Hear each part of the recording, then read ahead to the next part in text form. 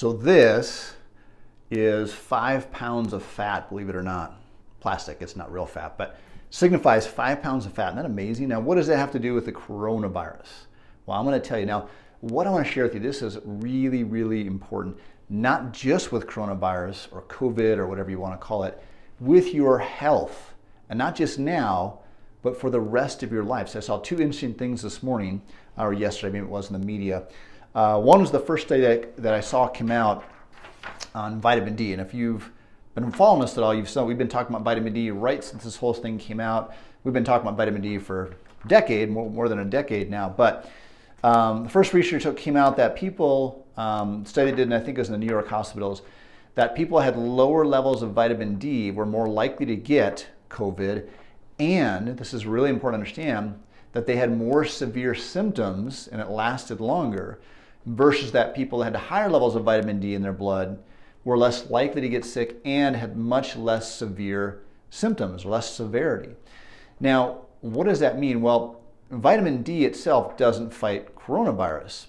What happens is that you need a vitamin D for your immune system to work properly, okay? So I would say it's kind of like saying, gasoline helps my car run better. Well, no, you need gasoline just for your car to operate. So we need vitamin D for our body to work appropriately, just exactly like your immune system, okay? So that's number one. The second thing I saw was that people with obesity, diabetes, and high blood pressure are at a greater risk for complications of coronavirus, according to a large study of patients hospitalized with the illness it causes. Again, if people already had these underlying conditions, diabetes, high blood pressure, obesity, their symptoms were more severe, the problems lasted longer. So why is this? This is really, really, really important to understand. And what that means is that you get sick first and then you get coronavirus.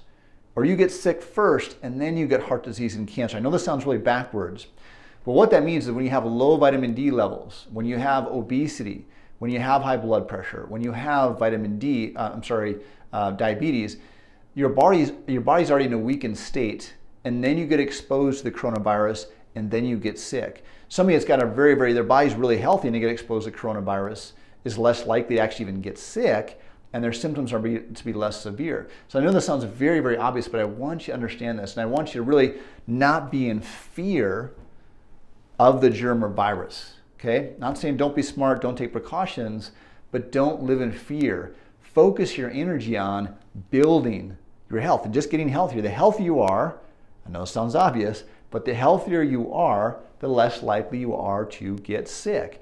And I'll give you another analogy. If somebody's, let's say you've never driven a car before, and somebody's going to teach you how to drive, and you go to get in their car and they've got all the windows totally blacked out, they've painted the windows, you can't see out any windows except for the very front top of your window, there's a little space where you can see out.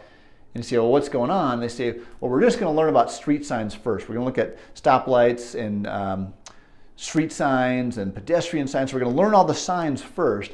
Well, obviously, if you can't see anything else, you're going to get in an accident, you're going to hit a pedestrian if you focus on just the street signs.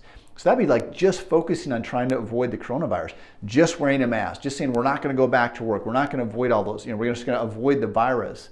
And again, I'm not saying don't take precautions. I know this can be kind of a sensitive topic. I'm not suggesting you should go back to work or not go back to work, but the point is, if all you do is focus on trying to avoid the virus, that's a very, very small part of it. The much, much bigger thing is how you manage your health and how you pursue health. So I would, strongly advise you to aggressively pursue health. Pursue health. Another example is if you have no money in the bank and your car breaks down, that's a really, really stressful thing. But you've got a bunch of money in the bank and then your car breaks down, not so big a deal, right? So if you have health reserves, again, get your spine adjusted, take vitamin D, get out in the sunshine, get more vitamin D, eat healthy food, exercise. It's not about being perfect, but it is about pursuing health, lowering your stress levels, creating more peace in your life. I can't tell you how important this is, because we always focus on the disease, the heart disease, the diabetes, the cancer. That shows up at the end, not the beginning. You don't get diabetes and then get sick. You get sick and then diabetes is found through the testing, okay?